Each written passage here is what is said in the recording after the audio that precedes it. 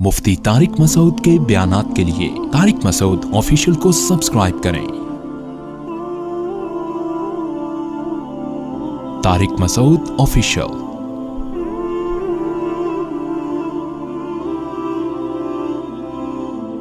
देखो, दुनिया में सारी चाहतें किसी की भी पूरी नहीं होती। ये तो हो ही नहीं सकता कि आप जो चाहें वो हो जाए। लोग वजीर आजम बनते हैं, जेल में चले जाते हैं। हकीकत है ये। कहां कहां इंसान पहुंचता है, फांसी के फंदों पे लटक जाते हैं और मालूम नहीं क्या क्या होता है। तो सारी चाहतें नहीं पूरी होने वाली हैं आपकी। तो अब हल क्या है इसका कि भाई हर ख्वाहिश पूरी करो, ये तो हो नहीं सकता। तो भाई समझौता कर लो।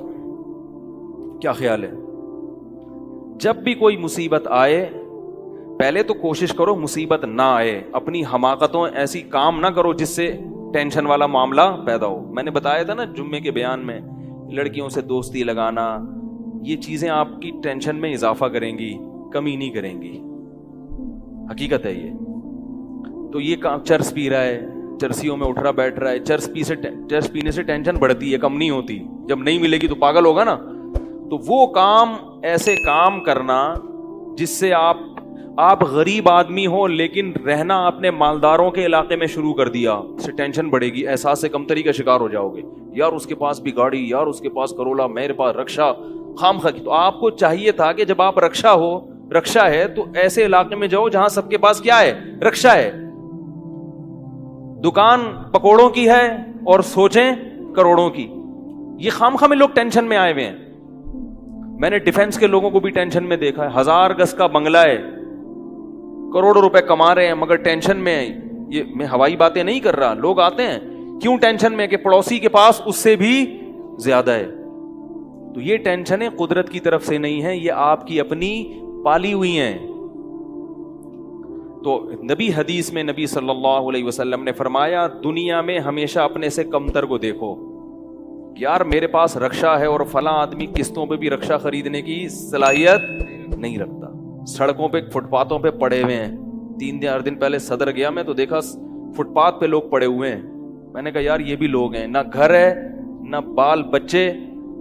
एक कंवारे का फोन आया, ऐसे जैसे वो नहीं होती, क्या बोलूं मैं, ऐसे तंज कर रहा था। कह रहे यार कोई रिश्ता ही नहीं देता, ये जिंदगी कोई जिंदगी है। तो मैंने सोचा, मैंने कहा देखो वो जो सदर में फुटपाथ पे पड़े हुए हैं ना, उनको कोई देगा रिश्ता?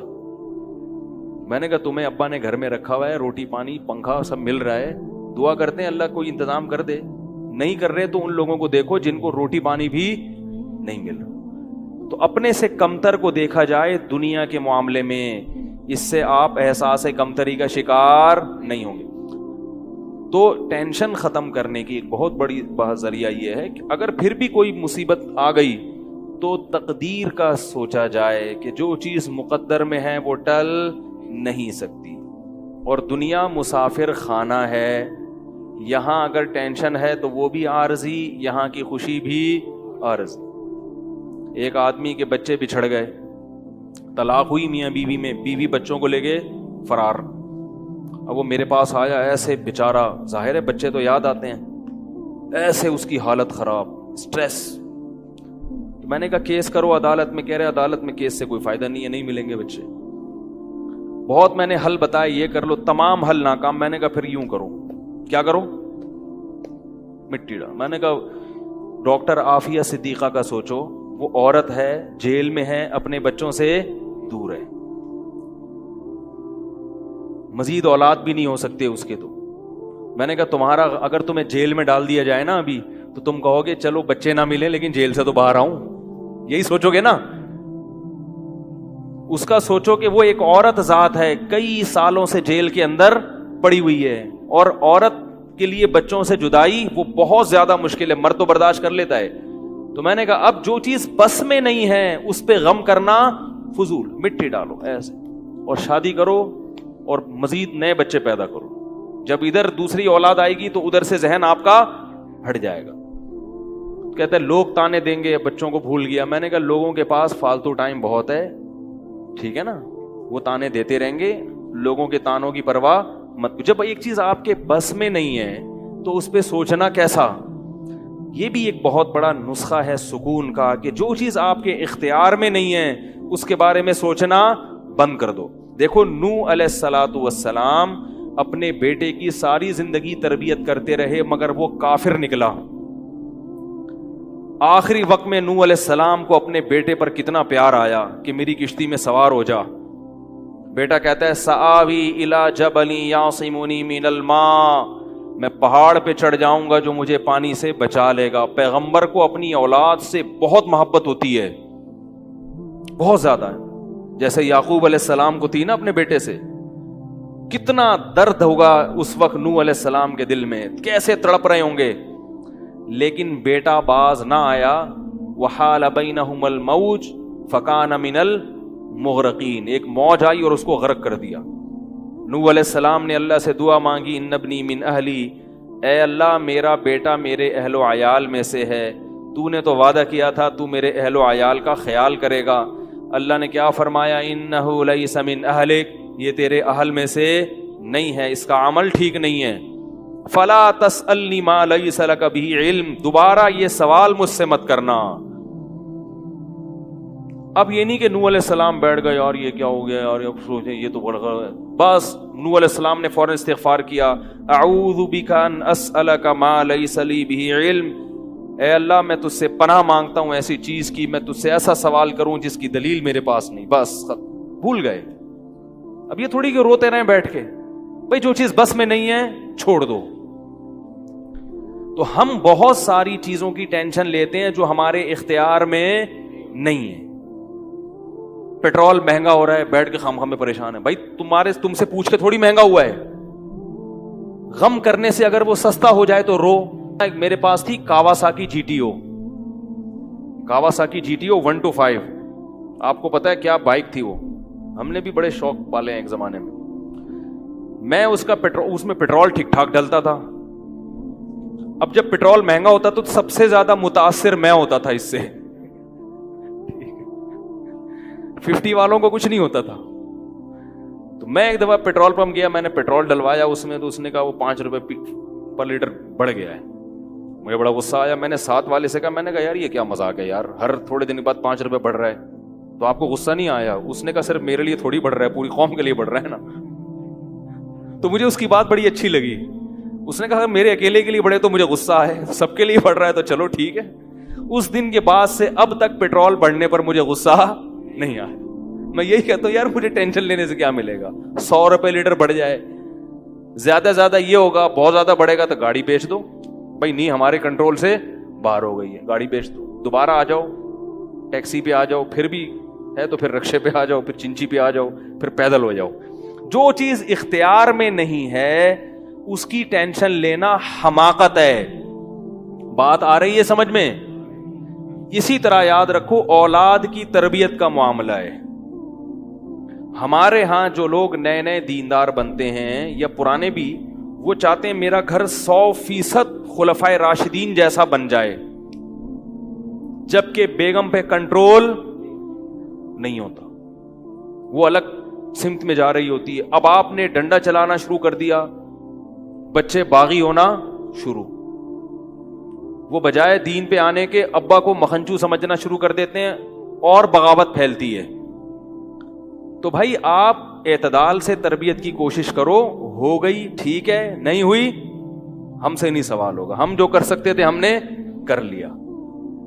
تو ہم نے نا بہت ساری چیزیں, یہ ہو رہا ہے معاشرے میں غلط, یہ ہو رہا ہے, وہ والے وہ جماعت کیوں آ گئی, وہ جماعت کیوں آ گئی, وہ فلاں فرقہ کیوں بڑھ رہا ہے, یہ والے کی کم ہو رہے ہیں, وہ زور سے آمین کیوں کہہ رہے ہیں, وہ آہستہ آمین کیوں کہہ رہے ہیں, ٹھیک ہے نا, وہ رفع الیدین کیوں کر رہا ہے, وہ رفع کیوں نہیں کر رہا. میرا ایک اصول ہے, میں جب کسی ٹاپک پر بیان کرتا ہوں تو مجھے جب بھی کوئی ایسے اختلافی مسائل پر بیان ہوتا ہے نا, تو اکثر لوگوں کے پھر واٹس ایپ پہ میسج آنا شروع ہوتے ہیں, آپ نے جو یہ بیان کیا اس میں یہ والی بات, حالانکہ اس بات کا جواب اس میں موجود ہوتا ہے. تو میں پھر مزید جواب نہیں دیتا, میں کہتا ہوں پورا بیان سنیں. وہ پھر جواب بھیجتے ہیں کہ ہم نے پورا بیان سنا ہے. میں کہتا ہوں دوبارہ سنیں. کہتا ہے سنا تو ہے, مجھے جواب نہیں ملا, جبکہ مجھے پتا ہوتا ہے جواب اس میں ہے. میں کہتا ہوں پھر تیسری بار دوبارہ سنیں, کیونکہ اس سے زیادہ کہ ہم مکلف نہیں. اب یہی تھوڑی کہ ایک ہی چیز کو لے کے پھر وہی سوال وہی جواب وہی سوال وہی جواب. پبلک کے پاس تو ٹائم ہے, وہ تو کرتے رہیں گے اور آپ کی صلاحیتیں بیکار ضائع ہوتی رہیں گی.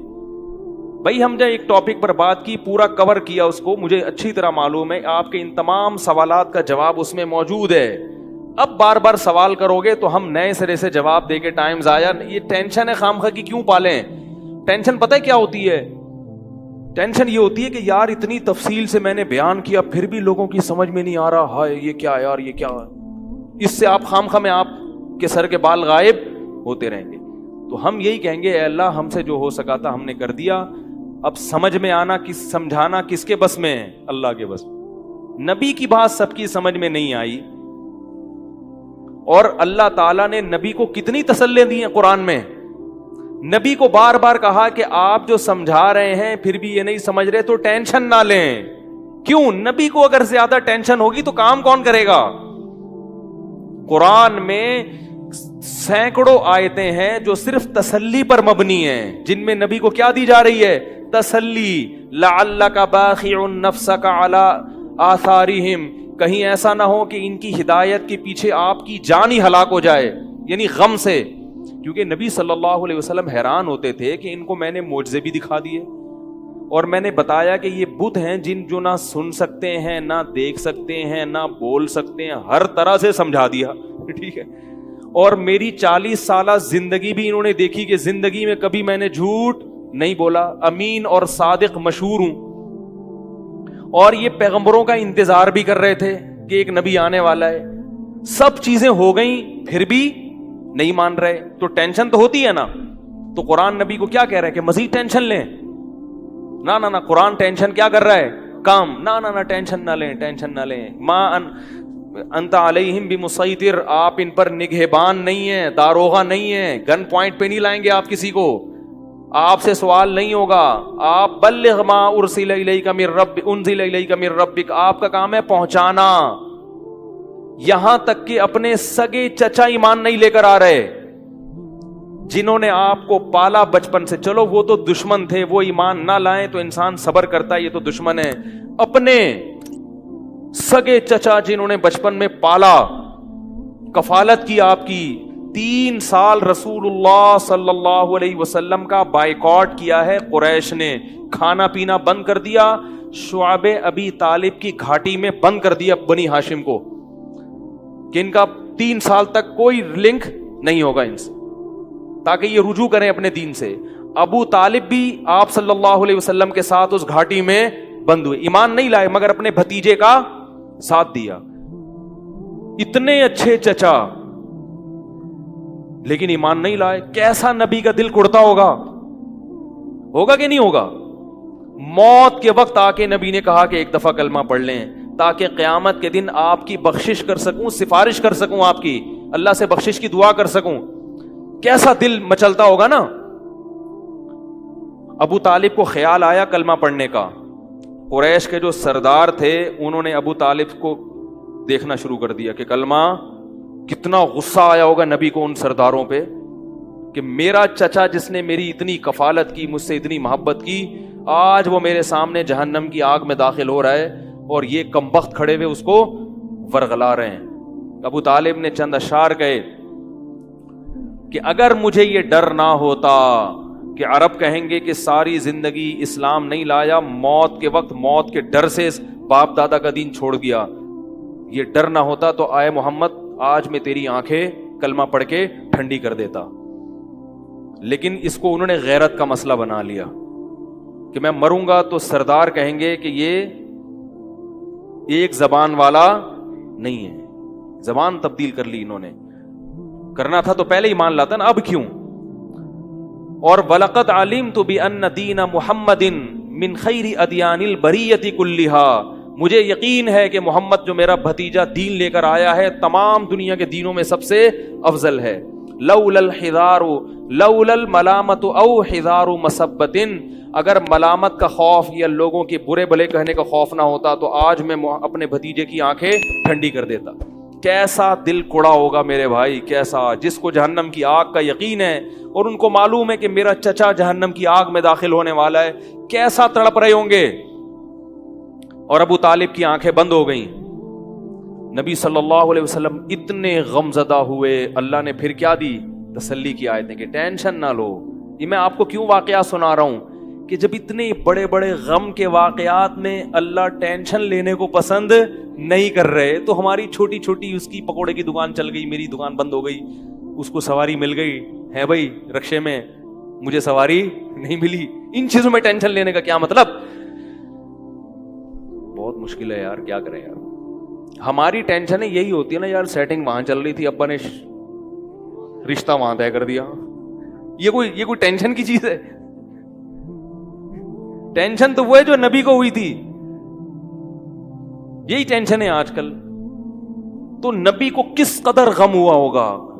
غیرت بھی ہے نبی میں, حیا بھی ہے, محبت بھی ہے, لیکن اللہ کیا کہہ رہے ہیں؟ ٹینشن نہ لیں. کیوں؟ وہی اصول جو میں نے آپ کو بیان کیا کہ جو چیز اختیار میں نہیں ہے اس پر ٹینشن نہیں لینی چاہیے. انک لا تہدی, یہ آیتیں نازل ہوئیں, من احببت ولکن اللہ یہدی من یشاء. اے محمد, جس سے آپ محبت کرتے ہیں اس کو ہدایت دینے کے مالک نہیں ہیں. محبت الگ چیز ہے, ہدایت ہمارے ہاتھ میں ہے, آپ کے ہاتھ میں نہیں ہے. اب اگر نبی اسی غم کو لے کے بیٹھے رہتے تو کہاں سے دعوت اور تبلیغ کا کام ہوتا؟ آپ صلی اللہ علیہ وسلم سے حضرت عائشہ نے پوچھا کہ ابو طالب جو اتنی خدمت کرتا تھا, آپ کی کرتے تھے, اور اتنا کچھ انہوں نے کیا, کیا یہ نیکیاں قیامت کے دن کام آئیں گی؟ آپ نے فرمایا ہاں. کتنا کام آئیں گی کہ جہنم کے نچلے طبقے سے اللہ اٹھا کے اوپر والے طبقے میں لے آئے گا, اور پاؤں میں صرف آگ ہوگی مگر اس سے دماغ ایسے کھولے گا جیسے ہانڈی. ابو طالب پورے جہنم کی آگ میں نہیں ہوں گے, صرف ان کے پاؤں جہنم کی آگ میں ہیں. اس سے پتہ چلتا ہے کافر کی نیکیاں کام تو آتی ہیں مگر عذاب کم کرنے میں, عذاب ختم کرنے میں نہیں. بھی ہم دیکھتے ہیں کہ دنیا میں بہت کچھ غلط ہو رہا ہے, دلائل کے انبار لگا دو پھر بھی لوگ نہیں مانتے, اور فرقواریت, ایک دوسرے پہ تان و تشنی, گھریلو حالات میں گڑبڑ. تو اس میں اگر آپ ٹینشن لینا شروع کر دو گے تو پھر سوائے ڈپریشن کی گولیوں کی ایک نئی ٹینشن لگ جائے گی. جس دن گولی نہیں کھائی اس دن عجیب سا ہو گیا. ڈپریشن کا مریض کو جس دن گولی نہ ملے وہ خود گولی کی طرح بن جاتا ہے, وہ پھر کئی لوگوں کو گولیاں کھانی پڑتی ہیں اس سے بات چیت کے بعد. تو اس لیے میرے بھائی دو چیزیں یاد رہیں گی, ایک نیند اور دوسرا ٹینشن. جتنا ہو سکے, پھر بھی اللہ کی طرف سے ہوتی ہے, ایسا نہیں ہے کہ ناممکن ہے 100% ہی ختم ہو جائے, یہ تو ممکن نہیں ہے, لیکن بہت سی چیزیں خود مسلط کی ہوئی ہیں.